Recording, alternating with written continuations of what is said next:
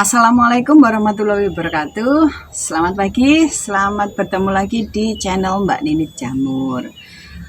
Pada kesempatan hari ini, Mbak Ninit mau membahas tentang jamur kuping itu untung dijual basah apa dijual kering sih? Gitu. Banyak sekali teman-teman yang bertanya seperti itu. Jamur kuping itu untung dijual basah atau dijual kering? Tapi sebelumnya buat teman-teman yang baru saja menonton, jangan lupa subscribe channel ini ya, supaya teman-teman tidak ketinggalan informasi atau tata cara tentang budidaya jamur kuping atau perawatan pada jamur kuping. Jadi teman-teman, jamur kuping itu dijual basah atau dijual kering itu untung yang mana ya? Itu tergantung daripada kebutuhan kita ya teman-teman ya. Apa kita butuh cepat uang atau tidak, itu tergantung pada kebutuhan kita. Kalau dijual basah, untuk saat ini di tempat saya jamur kuping itu harganya di kisaran 12.000 sampai 15.000 per kilonya. Itu kalau basah, tapi kalau kering di kisaran harga 70 sampai 80.000 per kilonya kalau kering. Tapi perbandingannya teman-teman, perbandingannya itu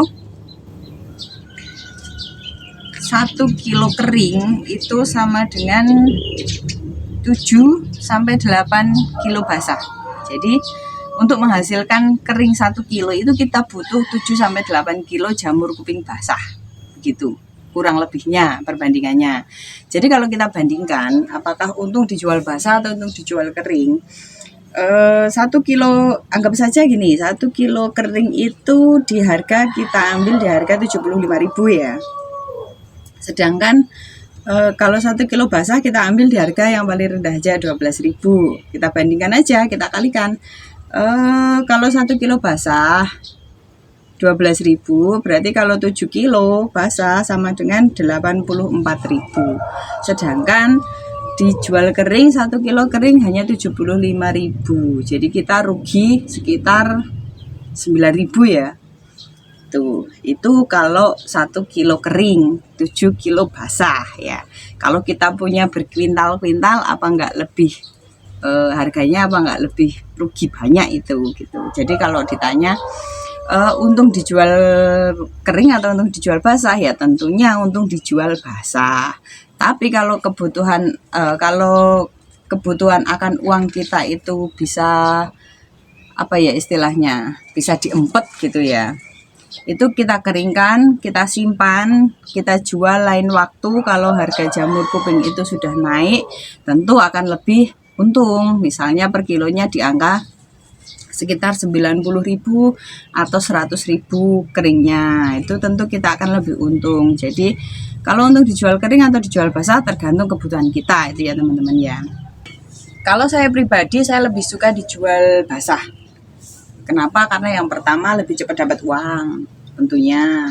Yang kedua nggak ribet, nggak perlu menjemur atau apa ya istilahnya, nggak terlalu banyak tenaga lah. Soalnya menjemur itu nggak sebentar loh teman-teman. Menjemur itu paling nggak kalau terik panas sekali itu kita butuh waktu 3 hari atau 4 hari baru bisa kering total gitu. Tapi kalau pas mendung-mendung gitu bisa sampai 5 hari atau kadang seminggu baru kering.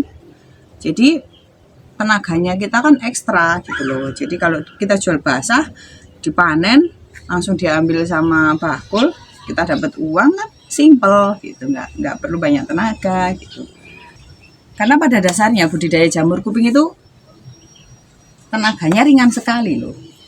Tenaga yang ekstra itu cuma di awal pas waktu backlognya datang, ditata, dirak seperti ini, hanya itu saja untuk tenaga ekstra.